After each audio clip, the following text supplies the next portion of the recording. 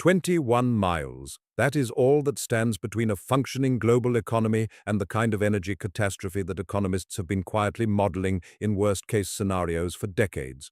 21 miles of water, at its narrowest point, surrounded on three sides by Iranian territory, through which approximately 20 million barrels of oil flow every single day. And as of the first week of March 2026, Iran closed it. Not threatened to close it, closed it. The Islamic Revolutionary Guard Corps sent a message to every vessel in the region, and the message was simple: no ship is allowed to pass. And for those who questioned whether Tehran was serious, they received their answer within hours in the form of drone strikes, missile salvos, and a Thai-flagged bulk carrier set ablaze 11 nautical miles north of Oman. And let that sink in for a moment. This is not a geopolitical risk premium. This is not a futures market jitter. This is the largest supply disruption in the history of the global oil market. The International Energy Agency said that directly, in black and white, in their March 2026 oil market report. And the consequence sitting in your gas tank right now, the $3.54 national average that CNBC reported on March 10th, the highest price Americans have paid since mid-2024, a 21% surge from 1 month ago,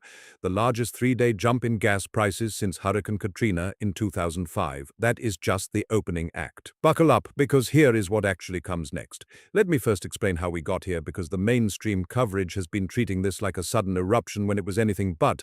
Yet the fuse on this crisis was lit long before February 28, 2026. The day the United States and Israel launched Operation Epic Fury, coordinated airstrikes on Iranian military facilities, nuclear sites, and leadership that resulted in the death of Supreme Leader Ali Khamenei. The intelligence community had been watching the trajectory of failed nuclear negotiations in Geneva and a prior 12-day air conflict in June 2025 that served as a dress rehearsal. Bob McNally, president of Rapidan Energy Group, who advises institutional clients and sovereign wealth funds, told his clients weeks before the strikes that military conflict was a 75% probability. 75%. He was not hedging, he was reading the receipt. And here is what the administration did not fully anticipate. Iran had been preparing, not improvising, preparing. Between February 15th and February 20th, Iran tripled its oil export rate and drained its storage reserves to reduce vulnerability.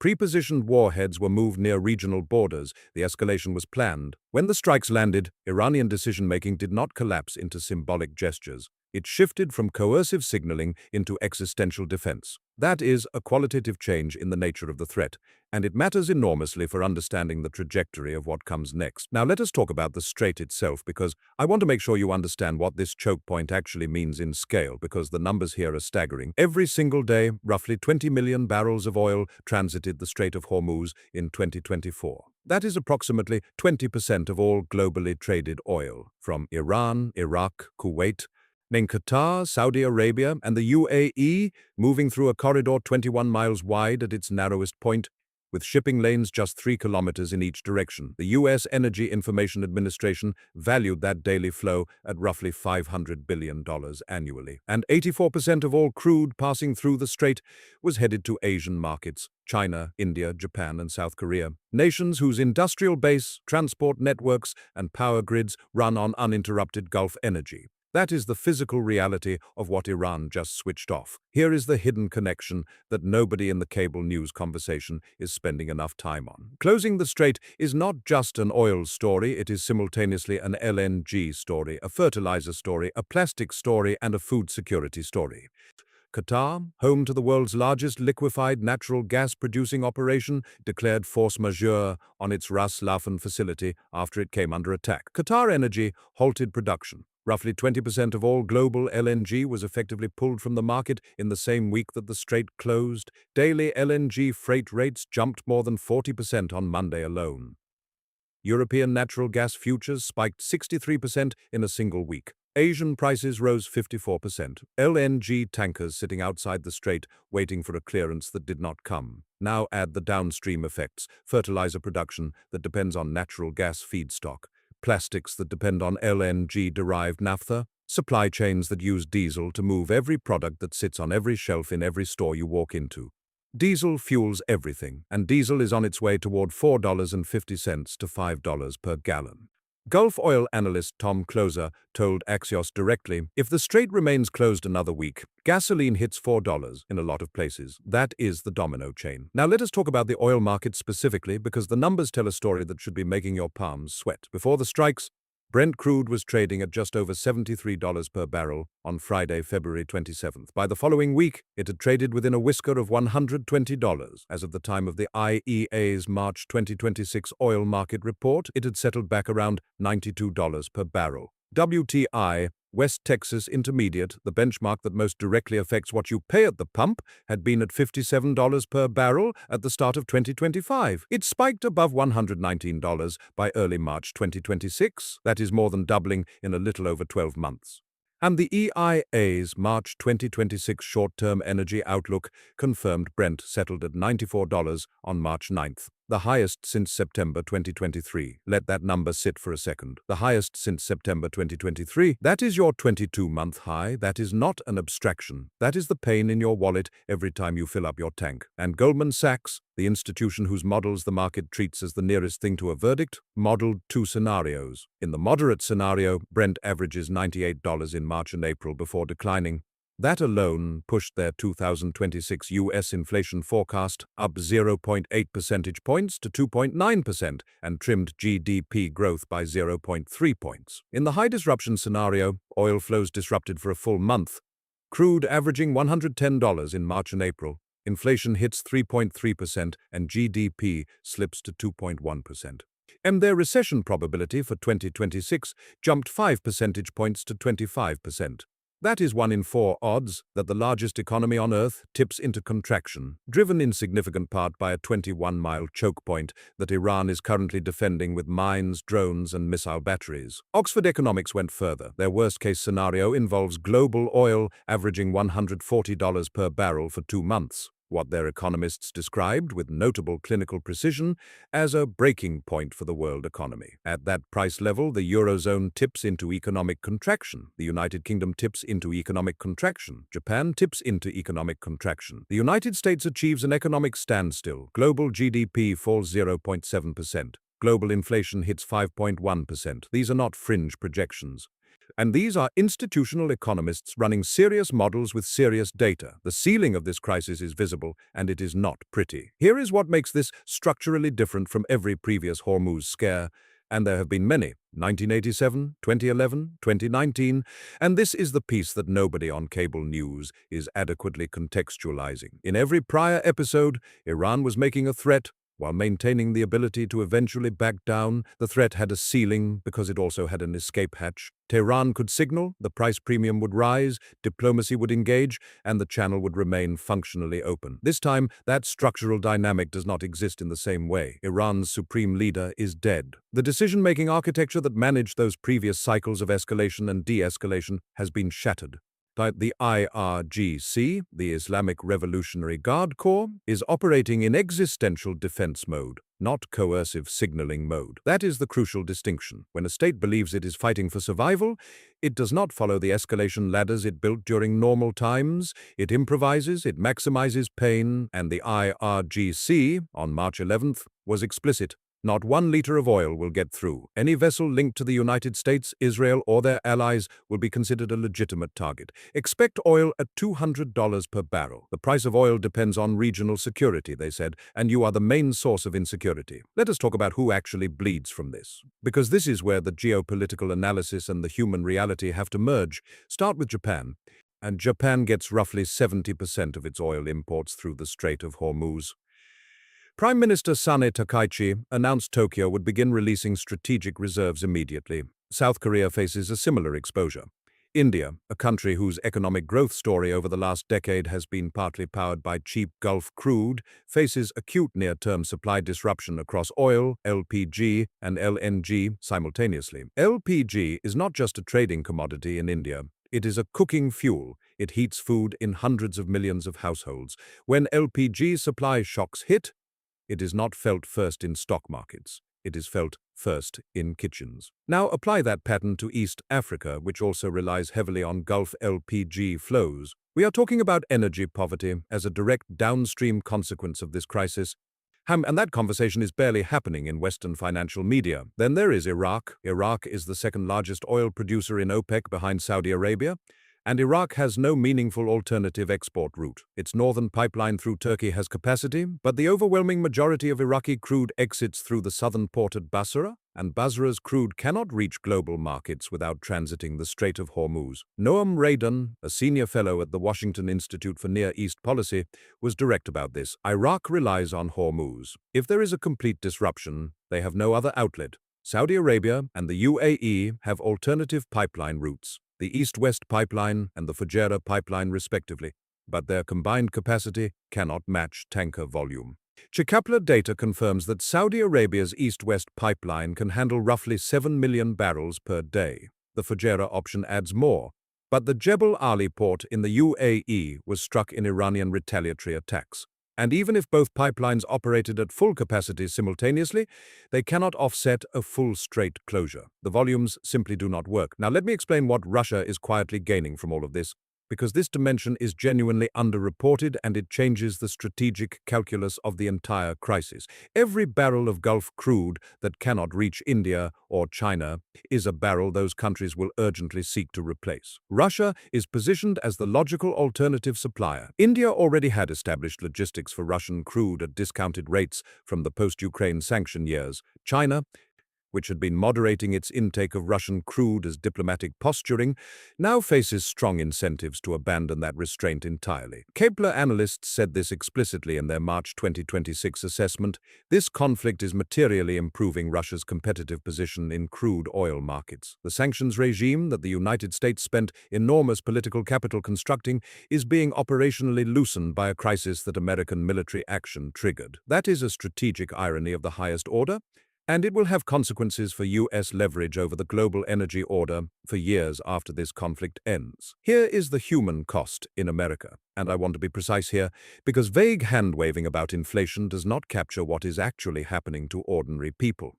The average price of regular gasoline on March 11, 2026, according to AAA, was $3.54 per gallon nationally. California was at $5.34. Washington State at $4.72, Hawaii at $4.69, Nevada at $4.36. These are not statistics. These are the numbers that a working parent in Sacramento runs through their head every time they pass a gas station. The same working parent whose grocery bill is about to rise because diesel powers the trucks that deliver every product in that store, whose electricity bill is about to rise because natural gas generates 21.2% of global electricity, whose airline ticket, if they are flying this summer, is already more expensive because jet fuel costs surged and carriers are raising fares. CNBC reported that directly on March 12th. This is not one inflationary input. This is a simultaneous shock across fuel, food, our freight and energy, cascading from a 21-mile choke point that a wounded, cornered state is using as its most powerful remaining weapon. Now let us address the White House posture, because it tells you something important about the trajectory of this crisis. President Trump told CBS News that the United States could do a lot about the strait. He described Iran's military capacity as essentially depleted. He called the oil price spike short-term. His administration announced that the U.S. International Development Finance Corporation would ensure ships transiting the Persian Gulf up to $20 billion on a rolling basis, though the timeline for when that insurance actually starts is unclear. Secretary Hegseth was quoted as saying essentially not to worry about the strait. Now, these statements are designed to communicate confidence and prevent panic. That is the job of political leadership in a crisis. But here is what the market is actually saying in response. Brent is at $92. Goldman Sachs has raised their recession probability to 25%. The Eurasia Group forecasts crude could remain above $120 until security actually improves, not until an official says it will improve. Markets price outcomes, not intentions, and the outcomes being priced right now are serious. CNN reported on March 11th that Iran has been laying mines in the waterway. Mines. Not just drones, not just missiles. Mines are a qualitative escalation in the threat environment because they are not recalled when a ceasefire is announced. They have to be swept. Mine-clearing operations in a contested waterway and with IRGC assets still operational in the region, could take weeks to months, even after any political resolution. Kepler's lead crude research analyst, Homayun Falak-Shahi, estimated that returning the strait to normal tanker traffic could take 1 to 3 months after the conflict ends. 1 to 3 months.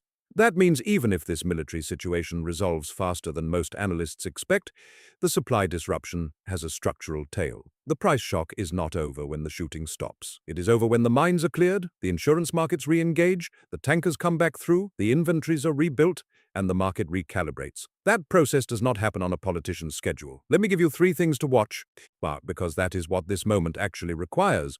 Forward-looking clarity rather than retrospective analysis. Watch the insurance market. War risk insurance for vessels transiting the strait jumped from 0.125% to between 0.2% and 0.4% of ship insurance value per transit before the strikes even began. For a very large crude carrier, that is $250,000 per crossing in increased insurance costs alone, before factoring in the existential risk of actually making that crossing. Protection and indemnity insurance coverage, which is critical for shipping operations, was removed for March 5th sailings, making the economic risk prohibitive for most ship owners, even without an explicit military prohibition. The insurance market is the fulcrum. When war risk premiums drop, vessel traffic returns. When they remain elevated or uninsurable, the functional closure continues regardless of what political announcements are made. Watch Lloyd's of London. Watch what the P&I clubs do. That is your leading indicator. Watch Qatar. Qatar Energy declared force majeure and halted production at Ras Laffan. If that facility remains offline for weeks, approximately 20% of global LNG stays off the market. Europe and Asia are both already exposed. European gas prices up 63%. Asian prices up 54% in 1 week. The longer Qatar's facilities stay offline, the more that winter energy planning for Europe becomes a serious systemic concern, not just a trading concern. Germany, which spent 2 years rebuilding LNG import capacity after the Russia crisis, is watching this with the same alarm it watched the Nord Stream situation. Watch Qatar Energy's force majeure status. Watch whether Ras Laffan comes back online. Watch China. China holds approximately 900 million to 1 billion barrels of strategic oil reserves, roughly half its total storage capacity. China also gets 14% of its crude from Saudi Arabia and 7% from the UAE. With those flows disrupted and Russian alternatives becoming necessary, Beijing's calculus on how long it is willing to tolerate this crisis without applying diplomatic pressure changes the resolution timeline for this entire conflict. China does not want $200 oil any more than anyone else does. Beijing's willingness to use its relationship with Tehran to push for de-escalation, or its conspicuous absence from that pressure campaign, is one of the most important variables in determining how long this disruption lasts. And watch what Beijing does, not what Beijing says. Now, here is what nobody wants to hear, but what the evidence demands be said. The Strategic Petroleum Reserve releases being coordinated through the International Energy Agency, 400 million barrels being released globally, are a buffer. They are important, but they are a stopgap, not a solution. The IEA was direct about this in their March report. In the absence of a rapid resumption of shipping flows, supply losses will increase. Global observed inventories are currently at their highest level since February 2021. That provides meaningful runway, but it does not replace 20 million barrels per day indefinitely. The math is merciless on this point. Every day the strait remains functionally closed, the gap between strategic reserve drawdown and physical supply replenishment widens. Now, at some point, and that point is weeks, not months away, the reserve buffer begins to thin in ways that matter to markets. Let me give you the historical parallel that nobody in this conversation is drawing, because history does not repeat, but it rhymes with a precision that should unsettle you. The Arab oil embargo of 1973 removed approximately 7% of global oil supply from the market. It triggered a 400% price increase, a recession, long gas lines, odd-even rationing at pumps across the United States, and a crisis of confidence in American economic leadership that lasted years. That was 7%. The current strait disruption, in its acute phase, is affecting flows representing 20% of globally traded oil. The analyst at CNBC, who quoted data from the June 2025 conflict as a reference point, noted that a full sustained closure could present a scenario 3 times the severity of the Arab oil embargo and the Iranian Revolution combined, with oil prices potentially retesting record highs. 3 times the severity. Let that number sit. The 1973 embargo reshaped American energy policy, foreign policy, and domestic politics for a generation. What does 3 times that severity look like? Here is the reality of where we are right now. The Strait of Hormuz has not been fully closed. It has been selectively weaponized. By March 13th, Iran had approved passage for a Turkish vessel. 2 Indian-flagged gas carriers and a Saudi tanker carrying 1 million barrels for India were allowed through. And this is not a comprehensive blockade when it is a selective closure, which in some ways is more dangerous than a full one because it preserves ambiguity. It creates a system where certain nations are rewarded with access and others are punished, where market uncertainty is maximized, and where the IRGC maintains maximum leverage over the broadest possible range of geopolitical relationships simultaneously. This is sophisticated coercive strategy, not a panicked reaction. Iran is losing a war in conventional military terms. In the energy warfare dimension, it is still dictating terms. The United States military is developing plans to eliminate Iran's ability to attack oil tankers. Trump has said many countries will send warships to patrol the strait. These are the mechanisms by which the functional closure gets gradually reversed. But there is a gap between the announcement of a strong game plan and the actual resumption of 20 million barrels per day of tanker traffic in what is now a mined waterway with active IRGC drone assets operational in the region. That gap is measured in weeks. And in those weeks, refineries recalibrate, inventories tighten, downstream costs propagate through every sector of the economy.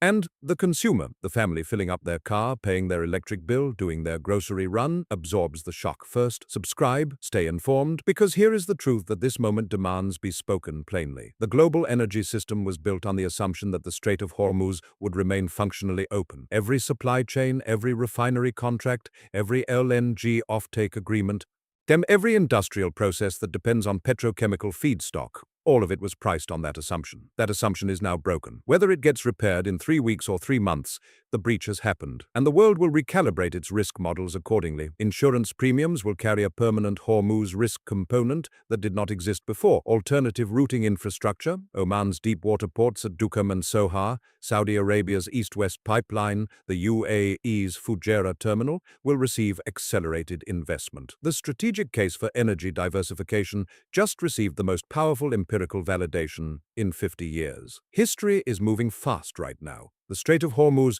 is 21 miles wide. The consequences of what Iran just did in those 21 miles will be measured in decades. Make sure you are watching.